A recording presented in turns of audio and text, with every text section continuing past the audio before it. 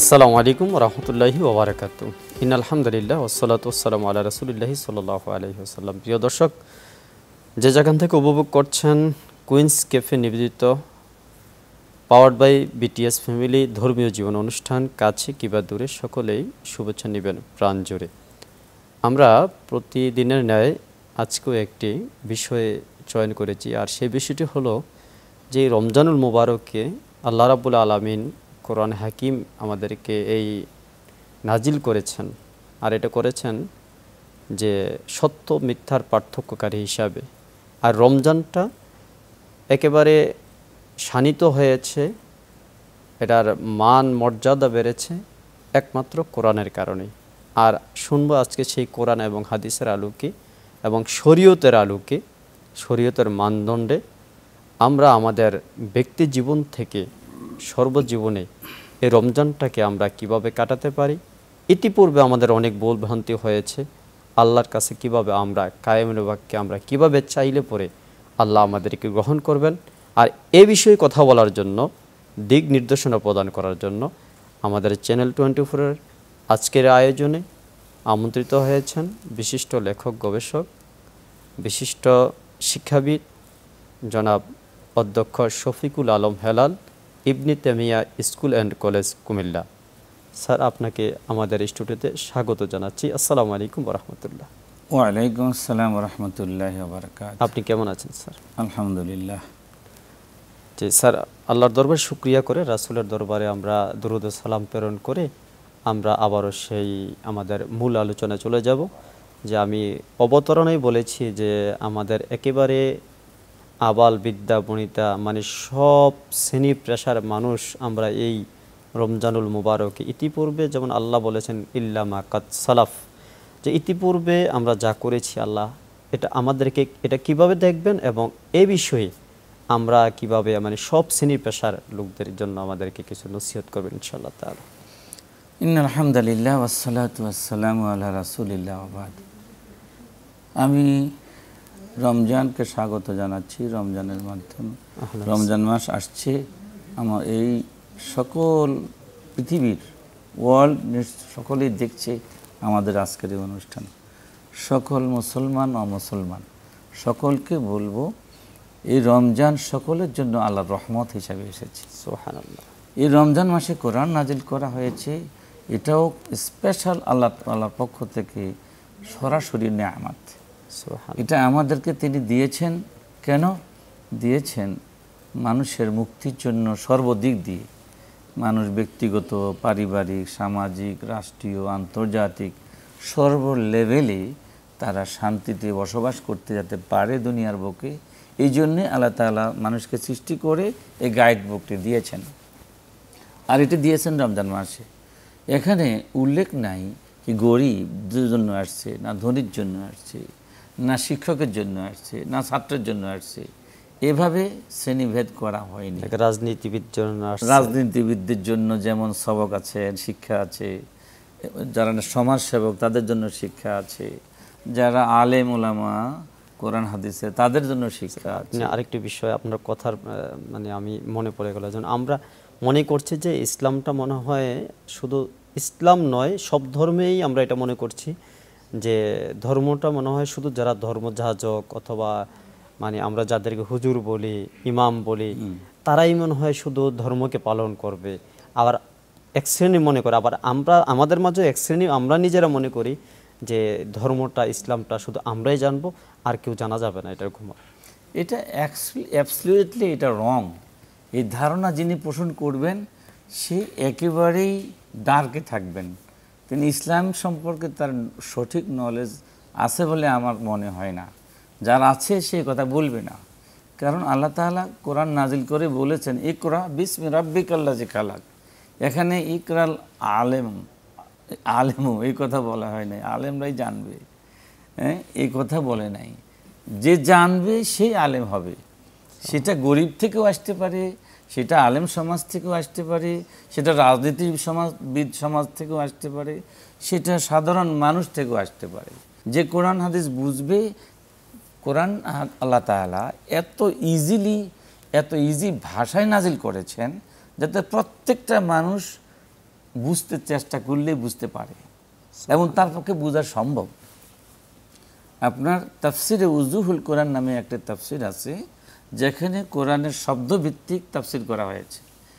সেখানে কোরআনের basic noun এবং আপনার যেটা আমরা ভার্ব বলি, নাউন আর ভার্ব দুইটাকে একসাথে করে এর বেসিক ওয়ার্ড ধরা পাওয়া গেছে 700 only 700 word in the holy Quran, noun and verb basically. আর এই 700 শব্দ কেউ যদি জানতে চায়, এটাই খুবই সম্ভব। কোরআন যে পড়বে সে তৃপ্তির সাথে পড়তে হবে তাকে, কারণ এটা তৃপ্তির জিনিস। যতই পড়ি ততই মজা, যতই পড়ি ততই মজা। আমরা কোরআন এই যে সূরা ফাতিহা প্রত্যেকটা নামাজ সালাতের মধ্যে মাগরিব, এশা এবং ফজর তার শুনতেছি, ইমাম সাহেব পড়ছে, কিন্তু কোনোদিন আমাদের খারাপ লাগে না। কারণ খারাপ লাগে না, বুঝলেও খারাপ লাগে না, না বুঝলেও খারাপ লাগে না। বুঝলেও তো তৃপ্তি লাগবেই, আর যারা বুঝে না তাদেরও খারাপ লাগে না। কোরআনে বলছেন ওয়াইন তাউদ্দু নি'মাতাল্লাহি লা তুহসুহা, আল্লাহর নিয়ামত যদি গণনা করতে কেউ চায়, সারা জীবন গণনা করলেও শেষ করতে পারবে না, সবাই মিলে গণনা করলেও শেষ করতে পারবে না। এখন আল্লাহ তাআলা আমাদেরকে নিয়ামত যা দিয়েছেন, মুফাসসিরগণ এগুলিকে দুইটি ভাগে ভাগ করেছেন। একটি হচ্ছে নিয়ামতে মুহাবিদ, সরাসরি আল্লাহর পক্ষ থেকে দান করা নিয়ামত। আরেকটি হচ্ছে নিয়ামতে কাসবি, যেটা অর্জন করতে হয়। নিয়ামতে মুহাবি রয়েছে আমাদের 3টি আল্লাহর পক্ষ থেকে ডাইরেক্ট দেওয়া নিয়ামত। এর মধ্যে 1 নম্বর হচ্ছে আমাদের বডিটা। দেখুন, এই বডি কেউ তৈরি করতে পারবে না, একটা চোখ কেউ বানাতে পারবে না। তারপরে ব্রেন, দ্বিতীয় হচ্ছে ব্রেন, এই ব্রেনটা স্বয়ং আল্লাহ দান করেছেন।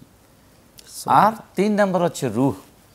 এই 3টে জিনিস সরাসরি আল্লাহ দান করেছেন। রূহ যতদিন আছে বডি ততদিন অ্যাক্টিভ, আর বডি অ্যাক্টিভ, ব্রেনও অ্যাক্টিভ। এই ব্রেনকে আল্লাহ সৃষ্টি করে আল্লাহ বলেছেন এবার ইকরা বিসমি রাব্বিকাল্লাযী খালাক, পড়ো তোমার রবের নামে।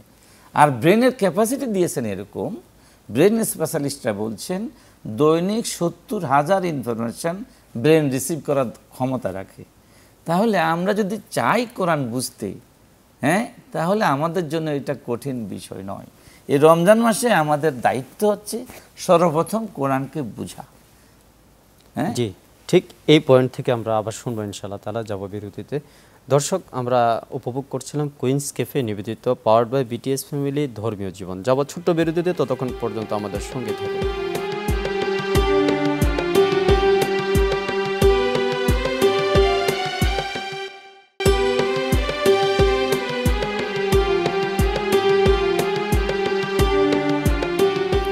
আসসালামু আলাইকুম রহমতুল্লাহি ওয়া বারাকাতুহু।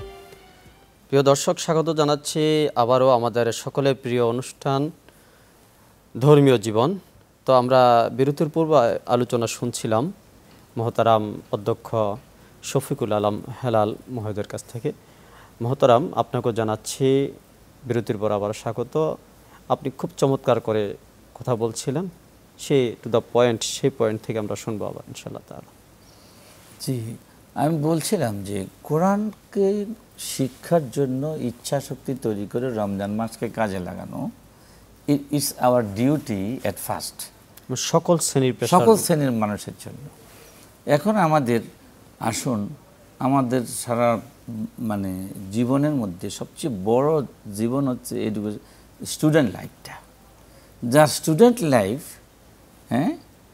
লাইফে যে নাকি ইসলামী ধ্যান ধারণায় গড়ে ওঠে, কোরআনকে বোঝার চেষ্টা করে, সেই কিন্তু ভবিষ্যতে তার লাইফে এটাকে অনুসরণ করার চেষ্টা করে। মানুষের লাইফটা হলো এরকম যে ছোটোবেলায় যা শিখে এটাকে সে সারা জীবন লালন করে। তো এই মুহূর্তে আমি বলবো, প্রথমে যেহেতু আমি শিক্ষক, ছাত্রদের উদ্দেশ্যে বলবো, বাংলাদেশে এক একটা শ্রেণীতে 20 লক্ষাধিক ছাত্র আছে। ধরেন বর্তমানে ক্লাস 1-এ যারা পড়ে, এখানে 20 লক্ষের উপরে, 2তেও 20 লক্ষের উপরে, 3তেও 20 লক্ষের উপরে। এই যে মিনিমাম 20 লক্ষ স্টুডেন্ট এইভাবে যদি মাস্টার্স পর্যন্ত যায়, তাহলে এক একটা শ্রেণীতে গড়ে 20 লক্ষ করে পাওয়া যাচ্ছে আমাদের দেশের স্টুডেন্ট। তো এই স্টুডেন্টগুলো যদি কোরআনকে বোঝার জন্য, তাদের তো কাজই হচ্ছে জ্ঞান অর্জন, কোরআনকে বোঝার জন্য তারা যদি এই রমজান মাসে 1 ঘন্টা করে সময় দেয়, বেশি লাগবে না, রোজা রাখবে, কোরআন পড়বে, মজাও লাগবে, আল্লাহর হুকুম পালন করছে। হ্যাঁ, তো কোরআন যখন সে বোঝার চেষ্টা করবে তার জন্য খুব ইজি হয়ে যাবে। এই জন্য আমি বলবো বাংলাদেশে আলহামদুলিল্লাহ এখন আর আরবি ভাষায় কোরআন বোঝার চেষ্টা করার দরকার হয় না। এখন যারা বাংলা ভাষাভাষী, যারা সাধারণ শিক্ষিত, তারাও কোরআন বুঝতে পারে বাংলা ভাষায়, কারণ বাংলা ভাষায় অসংখ্য তাফসির বের হয়ে গেছে। ইংলিশ ভার্সনে যারা পড়ে তারাও ইংলিশেও তাফসির আছে। হ্যাঁ, আর যারা মাদ্রাসা ছাত্র তারা আরবি, ইংরেজি, উর্দু এবং বাংলা সব ভাষাই তারা নলেজ রাখে। সুতরাং তাদের জন্য দায়িত্ব হলো সবগুলি নিয়ে একসাথে বসা। স্যার, আরেকটি বিষয় খুব ইম্পর্ট্যান্ট আমার মনে হচ্ছে যে এখনও যারা আমরা শিখতে পারি নাই, কারণ শিখতে পারলেন আমরা পড়ব, অধ্যয়ন করব, তাদের জন্য আপনি কি বলবেন? এবং সর্বশেষ শুনবো, আমি জানি আপনি কোমলমতি শিশুদের জন্য খুব আপনার হৃদয়টা অন্যরকম, সেই আপনার হৃদয়টাও তাদের জন্য কোমল, আমি আপনার বিভিন্ন ইয়েতে দেখি, এবং তাদের জন্য একটু নসিহত করবেন ইনশাআল্লাহ তাআলা। থ্যাংক ইউ আপনাকে। প্রথমে হলো যারা নাকি কিছুই জানে না এখনো, আল্লাহ তাআলা রাসূলের মাধ্যমে জানিয়ে দিয়েছেন আমাদেরকে। রাসূলের হাদিসটাও কিন্তু প্রকারান্তরে আল্লাহরই কথা, ভাবটা আল্লাহর, ভাষাটা রাসূলের, এটাই হলো হাদিস। সুতরাং রাসূলুল্লাহ বলছেন যে ব্যক্তি কোরআন বোঝার জন্য বুঝতে চেষ্টা করছে, করছে, হ্যাঁ, তার জন্য আল্লাহ তাআলা তার গুনাহ মাফ করে দিচ্ছেন, সুবহানাল্লাহ, সুবহানাল্লাহ, এবং তাকে হেল্প করছেন আল্লাহ তাআলা। হ্যাঁ, কোরআন বোঝার জন্য কেউ যদি চেষ্টা করে আল্লাহ নিজেই তাকে হেল্প করবেন, সুবহানাল্লাহ। সুতরাং আমি বলবো তাদের উদ্দেশ্যে, আপনারা যারা জানে তাদের কাছে চলে আসুন। আপনার মসজিদের পাশে মসজিদ আছে, মসজিদের ইমামের কাছে গিয়ে আপনি বলুন যে আমাকে কিছু শিক্ষা দান করেন, একটা সময় দেন।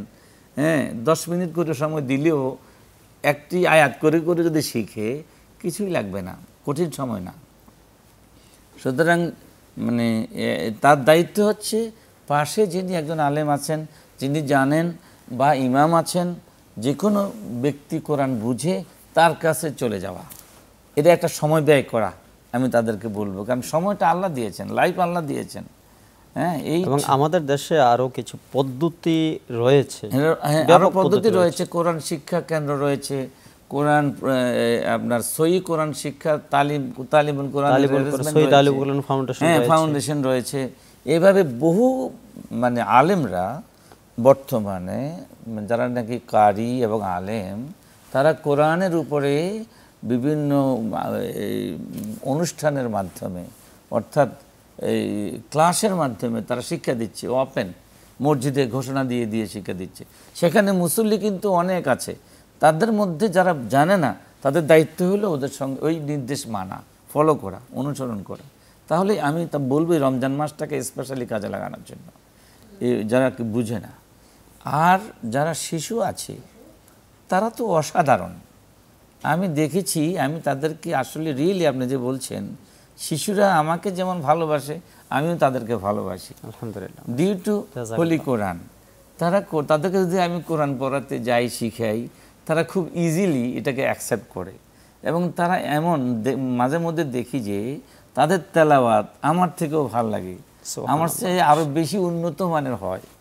এবং আমার অধীনে একটি হেফজ মাদ্রাসা আছে, হেফজখানা আছে, তো এই হেফজখানা থেকে 49 দিনে একটা ছেলে কোরআনের হাফেজ হয়েছে, মাশাআল্লাহ। তার নাম সম্ভবত রাফসান। তো এই রাফসান কোরআনের হাফেজ হয়েছে 49 দিনে।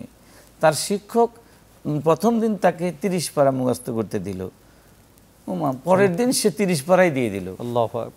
মানে শিক্ষক মনে করলো যে 30 পারা তো অনেক কিছু মুখস্থ আছে, আগের থেকে থাকে, হয়তো এই কারণে পারছে। পরের দিন দিল প্রথম পারা, দ্বিতীয় দিন প্রথম পারা শেষ, এরপরে দিল 20তম পারা, তৃতীয় দিন 20তম পারা শেষ। এভাবে তাকে যেই পাড়াই দেয়, যতটুকু পড়া দেয় ততটুকু সে নির্ভুলভাবে সে শোনাতে পারে।